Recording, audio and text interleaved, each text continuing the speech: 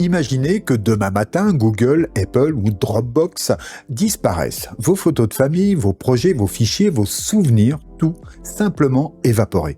Ça vous ferait quelque chose, non? Ou même une simple panne de quelques heures, de quelques jours, ce serait la panique en fait. Nous sommes en 2025 et chaque mois, nous sommes nombreux à payer pour stocker nos données chez les géants du web. Chaque mois, vous leur faites confiance avec ce que vous avez de plus précieux. Chaque mois, vous acceptez qu'ils changent leurs règles, leurs prix, leurs politiques sans prévenir. Et si je vous disais qu'il existe une alternative que la plupart des gens ignorent complètement? Et vous savez ce qui m'a frappé l'autre jour? J'ai calculé combien j'avais dépensé en abonnement ces 5 dernières années. Et le chiffre m'a donné le vertige. Mais ce n'est pas le plus troublant. Le plus troublant, c'est cette sensation permanente de ne pas vraiment posséder mes propres données. Cette impression de louer un espace dans la maison de quelqu'un d'autre sans pouvoir en contrôler les règles. Sauf qu'il y a une solution qui existe depuis des années, utilisée par les professionnels, mais que le grand public découvre petit à petit. Cette solution tient en 3 lettres, NAS, le NAS. Non, ce n'est pas de la science-fiction. Non, ce n'est pas réservé aux informaticiens en blouse blanche. Et non, ça ne va pas transformer votre salon en centre de données. Vous voyez où je veux en venir ? Dans les prochaines minutes, nous allons explorer comment reprendre le contrôle de vos données, comment arrêter de payer des abonnements qui s'accumulent mois après mois et comment transformer votre façon de concevoir le stockage numérique. Parce que aujourd'hui, je vais vous montrer quelque chose que les géants de la tech préféreraient que vous ignoriez. Cette histoire commence par une question simple. Et si vos données vous appartenaient vraiment? Eh bien oui, mes données m'appartiennent désormais grâce à ce petit boîtier que vous voyez sortir du flou à présent. C'est un boîtier dans lequel il y a 2 disques SSD, c'est ce qu'on appelle un NAS, donc c'est un petit serveur qui va à la fois sécuriser les fichiers, puisque il y a 2 disques qui se répliquent, donc on ne peut pas perdre ces fichiers si un des disques venait à avoir une défaillance, mais en plus de ça, il se connecte sur le réseau, ce qui rend les fichiers disponibles partout sur la planète, non seulement partout dans ma maison, mais aussi partout sur la planète. Et donc, nous allons voir ensemble comment l'installer. Vous allez voir, c'est très simple, c'est à la portée de tout le monde et en termes de coût, franchement, quand on a des abonnements comme moi, on rentre vite dans son investissement. Alors, précision concernant cette collaboration, il n'y a pas rémunération. L'appareil m'a été envoyé gratuitement, mais c'est moi qui ai acheté les disques durs et l'extension de mémoire à 16 gigaoctets. Donc, je peux dire ce que je veux et je le fais dans cette vidéo. Alors, donc, regardons d'un peu plus près la fiche de ce F4 SSD de chez TerraMaster. Donc, comme vous pouvez le voir, on a un quadruple core ici, 4 threads de chez Intel, un N95. On a aussi un GPU qui va permettre donc l'encodage et le codage des vidéos en temps réel. On a 8 Go de RAM de livret et ça, c'est déjà assez exceptionnel quand on connaît la concurrence. C'est énorme. On a un réseau 5 gigabits qui permet vraiment un transfert ultra rapide. Vous allez le voir dans quelques instants. Et les interfaces M2, donc 4, on peut mettre 4 SSD NVMe à l'intérieur, donc voilà, moi j'en mets 2 pour commencer, mais j'en rajouterai 2 prochainement, et puis on peut diffuser directement du multimédia en 4K à partir de ce boîtier, donc ça peut être aussi un lecteur multimédia que l'on met dans son salon. Alors moi, je vais en faire tout autre chose. Je vais me baser sur sa connectivité haut débit, donc en 5 gigabits, justement. Le sujet vous intéresse et cette vidéo vous plaît, eh bien faites-le moi savoir tout simplement en cliquant ci-dessous sur le pouce vers le haut, en vous abonnant si ce n'est pas déjà fait et en activant la cloche qui vous préviendra des prochaines vidéos. Et si vous avez l'occasion de partager cette dernière sur vos réseaux, eh bien ça serait super, je vous remercie. Par ailleurs, eh bien comme vous pouvez le voir, dans un cadre familial, vous pouvez créer des comptes pour toute la famille et synchroniser les photos de chacun. C'est très simple à mettre en place, il y a même une gestion assistée par l'IA. Comme c'est un processeur assez puissant et qui a de la RAM, eh bien oui, ça se fait sans problème sur cette machine. Et par ailleurs, donc comme je le disais, eh bien voilà, vous avez un serveur multimédia puissant et qui va vous permettre de diffuser en grande qualité et sans friction tous vos fichiers multimédia dans toute la maison. Alors, Évidemment, moi je vise plutôt une utilisation professionnelle avec la volonté de monter directement mes vidéos à partir de fichiers stockés en réseau sur un NAS et que je pourrais aussi atteindre de l'extérieur de n'importe où en fait de la planète parce qu'effectivement ça se connecte tout seul à Internet. Alors justement, vous voyez, ça se fait vraiment très simplement en un clic, une case à cocher en fait, et vous donnez accès donc à distance à vos fichiers. Alors bien sûr, vous pouvez même l'intégrer à des solutions tierces si cela vous en dit. Et la sécurité, c'est le dernier point très important pour moi, c'est qu'il est évidemment, je ne peux pas me permettre de perdre mes fichiers. Donc là, chaque fichier est dupliqué sur le second disque et si s'il y en a un qui tombe en panne, eh bien l'autre sera là pour les sauvegarder. Je n'aurai juste à changer que le disque défaillant. C'est aussi simple que ça. Voilà ce que je peux dire, mis à part le fait qu'il est petit, silencieux et portable. Effectivement, vous pouvez l'emmener très simplement avec vous où vous voulez. Et silencieux, c'est vraiment vrai, même en cas de transfert volumineux, eh bien, on ne l'entend pas. Il est à côté de moi ici dans le bureau et jamais vous ne l'entendrez au micro. C'est vraiment super. Donc, merci encore à TerraMaster pour l'envoi de ce boîtier. Je rappelle qu'il ne s'agit pas d'une collaboration commerciale puisque je ne suis pas rémunéré et que j'ai moi-même payé les disques et que je vous dirai exactement ce que je pense de ce boîtier. Eh bien, le voici, ce NAS reçu. C'est un 4 bay, comme vous pouvez le voir, mais c'est un 4 bay SSD, full SSD. Et comme vous le verrez un peu plus loin, ces caractéristiques sont très très sympas. Et effectivement, en tant que créateur de contenu, voilà un NAS qui va me permettre d'améliorer largement mon flot de production. Car oui, s'il y a bien une problématique lorsqu'on crée du contenu, c'est de gérer tous les médias que l'on crée, que ça soit au moment du montage, de l'archivage, etc. Avec cet appareil, normalement, je pourrais tout faire. Donc, comme vous pouvez le voir, il a été livré avec quelques accessoires, j'y reviendrai tout à l'heure. Mais pour l'instant, voici la bête.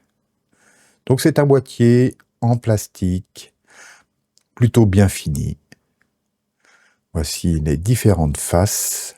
Ici, on a une petite indication pour le support et puis en bas, on a les ventilateurs. Voilà comment cela se passe.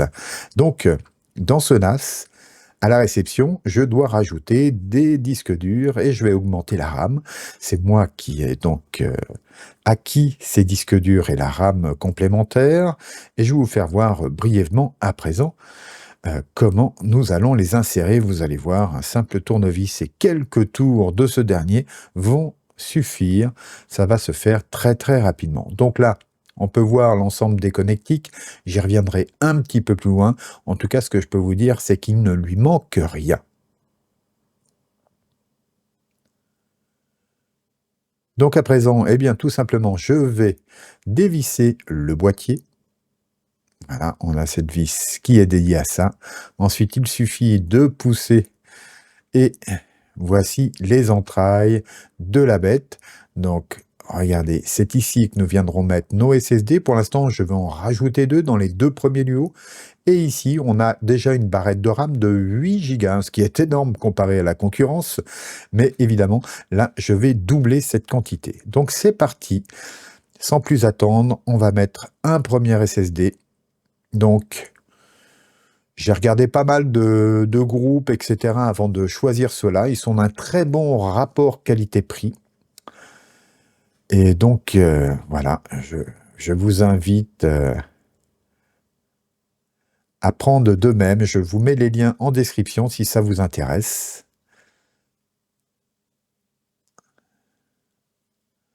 Et voilà, les prix varient, ils sont parfois encore plus intéressants qu'au moment où je les ai achetés. Donc là, je prends le tournevis qui est fourni dans la boîte. En fait, voilà, tout est disponible. Voilà, on enlève les 2 vis et les emplacements sont numérotés. Hein. Donc là, on va pouvoir créer un premier groupe de stockage. Hein, dans la terminologie des NAS, c'est le terme. Voilà, vous voyez, c'est vraiment très simple. Voilà. on serre et puis maintenant autour de la rame, on déclipse la barrette de 8 Go pour mettre celle de 16. Voilà, c'est tout simplement énorme pour un NAS. Celui dont je dispose actuellement n'a que 256 MO de RAM dessus. Donc autant vous dire que, voilà, que c'est pas la même histoire. Donc là, je referme le boîtier. Voilà, c'est fait. Et que dire d'autre? Rien. Alors maintenant, cette fameuse connectique. Vous avez ici un connecteur USB-C 10 gigabits, deux connecteurs USB 3, un connecteur RJ45 5 gigabits, ce qui est super, une HDMI et l'alimentation. Voilà pour la connexion. Ensuite, ben, sur les différentes faces, on a ici le bouton d'alimentation, tout simplement. Voilà, rien sur cette face à part le nom du boîtier, la marque, donc TerraMaster, n'est-ce pas? Et puis, tout simplement, voilà, quelques rappels concernant le support, donc en 24 heures. Et puis là, les deux ventilateurs. Autant vous dire que sur les premiers jours d'utilisation, je ne l'ai pas entendu. Voilà, il chauffe à peine. Et donc, c'est parfait. Il est dans le même bureau que moi. Alors ici, vous avez le QR code hein, pour vous connecter tout simplement, mais vous avez aussi l'adresse du site. Donc là, vous voyez, c'est tout simple. Avec votre mobile, paf, vous scannez le code et vous arrivez donc sur le site dédié au NAS et vous allez sélectionner votre matériel et suivre les instructions. Moi ici, ce que je vais faire, c'est que je vais connecter donc le NAS, maintenant qu'il est monté, voilà, à une prise réseau et à son alimentation. Je le mets en place ici. Et c'est parti, si je puis dire, pour la configuration de ce dernier. Donc là, je vais me connecter à partir du PC sur le site en ligne. Ça sera bien plus pratique de mon point de vue ici. Et donc vous allez voir, voilà, on bascule ici sur l'écran de mon PC et donc nous démarrons l'installation. Donc là tout simplement je choisis le modèle, hein, voilà, je vais pas, vous allez voir c'est vraiment très très simple. On a aussi une vidéo qui vous permet de voir tout ça. Vous avez donc plein d'informations, vous ne pouvez pas vous tromper. Donc là on va installer un logiciel qui va nous permettre de retrouver le NAS branché, donc il s'appelle TNAS. Et donc, tout est expliqué ici. Donc, tout simplement, vous avez différentes captures d'écran hein, que vous allez retrouver en vrai, qu'on va retrouver en vrai là dans la suite. Mais voilà, c'est vraiment très simple. Donc là, la seule chose que je vais faire maintenant, c'est aller télécharger le logiciel. Donc, vous cliquez ici sur télécharger. Hop! Vous choisissez pour votre système d'exploitation, donc tout le monde est là, hein, que ce soit pour Mac, PC, Linux, etc. Là, évidemment, moi, je prends la version Windows, et après avoir dit à mon firewall de laisser passer tout ça, eh bien, j'installe TNAS pour PC, ce qui va nous permettre donc de faire les différentes initialisations et configurations du boîtier. Alors, vous allez voir, ça va très vite. Ici, je vais me connecter donc au NAS, voilà, donc le boîtier est alimenté. Alors même si les disques ne sont pas configurés, donc il est déjà disponible. Donc là, je vais choisir, moi, l'installation personnalisée. Pourquoi? Mais parce que je vais choisir le type de RAID, etc. Donc, j'y reviendrai, mais le RAID 1, c'est une réplication des deux disques. Hein. Donc, au final, je n'aurai que 2 Tera. Par contre, la sécurité est maximale, puisque s'il y en a un qui a un problème, bien, je pourrais tout à fait le changer, tandis que l'autre, eh bien, me conservera tous mes fichiers. Donc, voilà, c'est parfait dans mon cas. Je préfère la sécurité à l'espace, surtout que je pourrais créer prochainement un nouveau volume avec les 2 emplacements qui me restent. Et donc, voilà, ça sera sans problème. Donc là, les disques ont été initialisés, si je puis dire, et donc maintenant on a encore quelques opérations à faire, mais on est sur le NAS, hein, comme vous pouvez le voir. Voilà, donc via le réseau, et là je vais donner un nom d'utilisateur, tout simplement, et des mots de passe. On fait suivant. Alors attention, gardez bien ça, hein, ce sont vos mots de passe administrateurs à ne pas perdre. Ensuite, je vais donner ici mon adresse email et j'ai reçu un code que j'ai rentré et ce qui a permis de m'authentifier. Alors maintenant, on va s'occuper des disques et de créer un pool de stockage, hein, le volume n'étant pas créé, eh bien, nous allons le créer tout de suite et ensuite, eh bien, on va régler les types de RAID que l'on souhaite. Donc voilà pourquoi j'ai choisi l'installation personnalisée. Alors, comme vous pouvez le voir, il allez retrouver les deux disques, hein, tout ça se passe sans problème. Et là, voilà, je vais choisir le RAID 1. Non pas que les autres ne soient pas bons, mais comme je vous dis, je privilégie ici la sécurité maximale. Voilà, donc évidemment, il va y avoir un formatage, etc. Donc si les disques ne sont pas vierges, eh bien tout sera supprimé. Et puis ici, tout simplement, voilà, je n'active rien de tout ça. Bon, c'est peut-être intéressant dans certains cas, mais je n'en ai pas besoin. Donc je fais suivant. Voilà, je choisis le système de fichiers, je choisis ce qui est le plus moderne ici. Et voilà, donc petit récapitulatif. Et là, voilà, création du volume. Donc autant vous dire que là, j'ai raccourci un petit peu le temps. Ça met pas très longtemps, même pas 3-4 minutes. Et là, on a un petit conseiller en sécurité qui va checker donc tous les éléments. Alors, ne vous inquiétez pas, il y a des choses en rouge comme le port HTTP et HTTPS, mais ce n'est pas un problème. Vous pourrez le régler ultérieurement. Alors, comme vous le voyez en haut à droite, eh bien, à présent, on a la synchronisation du RAID. Même s'il n'y a pas grand-chose dessus, bah, le système va synchroniser les données. Quand votre NAS est installé, ensuite, que vous souhaitez vous connecter à ce dernier, soit vous passez par l'application, donc TNAS, soit vous pouvez aussi taper directement ici son adresse IP et vous arriverez sur cette page d'accueil où vous devrez rentrer votre nom d'utilisateur et votre mot de passe. Donc une fois que vous avez mis le mot de passe, il n'y a plus qu'à valider et vous allez arriver sur l'interface. Alors là, c'est très simple. Vous avez ici l'accès à toutes les sections de votre NAS. Donc vous avez ici cette petite fenêtre qui vous simplifie l'accès à certaines parties, le tableau de bord, le gestionnaire du fichier, les applications, le centre d'application, parce qu'évidemment, on peut en installer beaucoup sur un NAS. Hein. Donc ça, c'est vraiment très sympa. Et vous voyez, on peut refermer comme ça. On peut aller sur le gestionnaire de fichiers. Là, je vois qu'on me propose une installation de sécurité des données. Pourquoi pas? Je verrai ça plus tard. Mais on a aussi, vous voyez, des applications déjà ici installées. On peut évidemment gérer du Docker, etc. C'est vraiment très très bien. On a Jellyfin qui est ici. On a le conseiller en sécurité qu'on a pu voir à un autre moment dans la vidéo. Et puis, comme vous pouvez le voir, on a quelques informations ici de disponibles. On va avoir le centre d'application.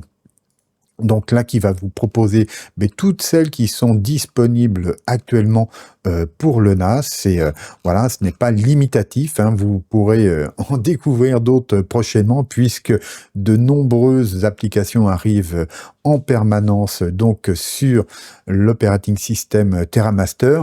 Et puis voilà, on a aussi ici, comme vous pouvez le voir, un tableau de bord pour voir si tout se passe bien ici. Et effectivement, bien, tout se passe bien, tout est ouvert, si je puis dire. Donc, je ne vous ferai pas un cours ici sur la gestion de votre NAS. Vous trouverez toutes les informations nécessaires à la fois en ligne, mais aussi sur d'autres tutos. En tout cas, sachez que c'est très simple d'utilisation et que, par exemple, vous voyez, quand on est ici sur le tableau de bord, vous pouvez créer des utilisateurs ici, créer des dossiers partagés, et dès que vous créez un utilisateur, par exemple, mais il aura lui-même ses propres dossiers, etc. Hein. C'est très simple d'utilisation et l'application existe à la fois sur mobile, mais sur PC, Mac. Donc voilà, on a tous les moyens de s'y connecter et pour la connexion à distance, eh bien ça se fait via les applications également. Et bien sûr, on a un login mot de passe pour gérer tout ça. Bref, toute la gestion ici se retrouve dans ce tableau de bord. Et pour se connecter depuis son mobile, eh bien c'est très simple, il suffit d'installer ici l'application, elle est déjà là. Donc je clique ici sur son icône et en quelques instants, on va être connecté au NAS via la 4G ou la 5G, peu importe, ou voire même le Wi-Fi, hein, pourquoi pas. Mais en tout cas, là, se passe de façon complètement sécurisée, il n'y a rien à configurer, juste une case à cocher sur le NAS au moment de l'installation, et c'est tout ce qu'il y a eu à faire. À partir de maintenant, vous pouvez voir que je peux lancer la sauvegarde de mes photos, aller voir photos, vidéos, etc., les favoris, ou aller sur sur mes fichiers, voilà, comme si j'étais à la maison, mais cette fois-ci, je suis à distance, c'est vraiment super rapide et super pratique, quoi. Alors, un petit test de vitesse. Comme vous pouvez le voir ici, j'ai un dossier qui est sur ce NAS, le TerraMaster, ici, et donc j'ai créé un dossier dans lequel je vais transférer ici, eh bien, environ 630 mégaoctets de vidéo. Voilà, je me mets au-dessus, je lâche. Voilà. Et regardez un peu la vitesse. Donc, vous voyez, on est à 112 mégaoctets secondes, ce qui est vraiment très bien. Donc, sur mon réseau qui est, lui, en gigabits seulement. Donc, il ne pourrait pas atteindre la vitesse théorique, parce que mon réseau est limité par rapport à l'interface donc du NAS, qui va en théorie 5 fois plus vite. Mais par contre, vous avez vu la vitesse de transfert. Donc, à présent, je vais vous faire voir la même chose sur un autre NAS un peu plus ancien avec des disques traditionnels. Donc à présent, je suis, comme vous pouvez le voir, sur un autre NAS et je vais transférer les mêmes fichiers et regardez bien la vitesse.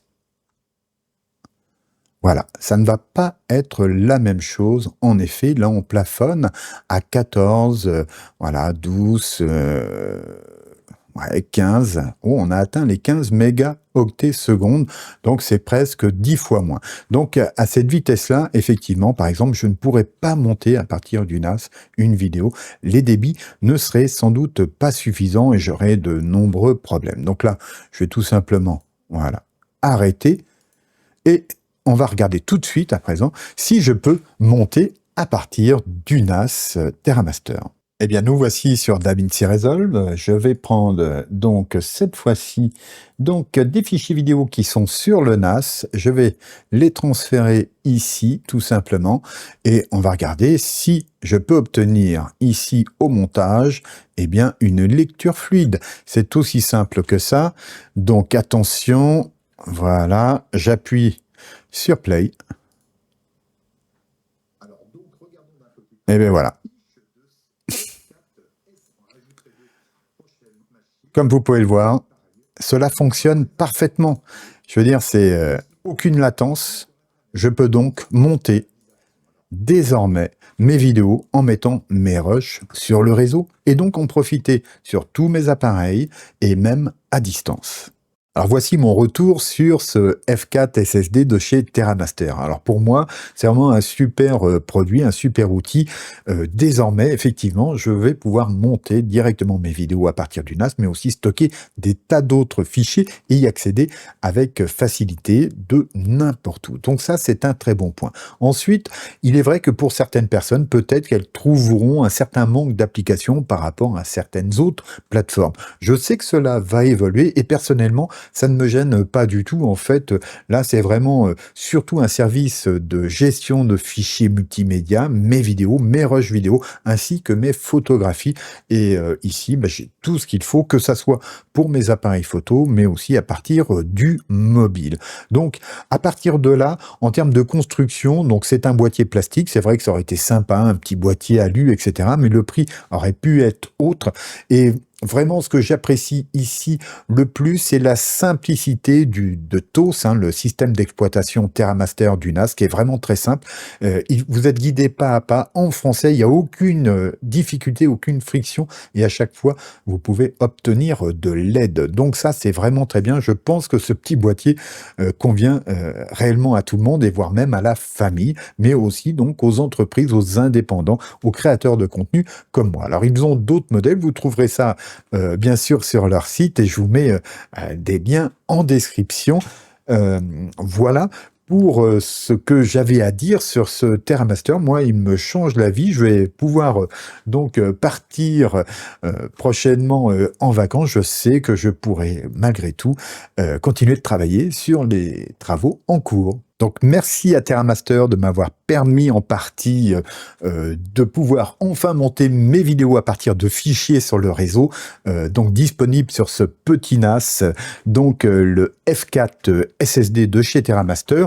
Et franchement, c'est top et j'aimerais bien savoir ce que vous en pensez. On se retrouve dans les commentaires. Et pour rester justement sur les géants du web et sur l'avenir de la tech, là je vous mets une vidéo qui vous en dira plus sur ce que l'on peut justement attendre de ces derniers par rapport à l'IA et finalement qui pourrait remporter la palme de cette technologie. Alors n'oubliez pas de liker cette vidéo, de vous abonner si ce n'est pas déjà fait et d'activer la cloche pour être prévenu des prochaines vidéos. Sinon je vous dis à très bientôt, gardez-vous bien, au revoir.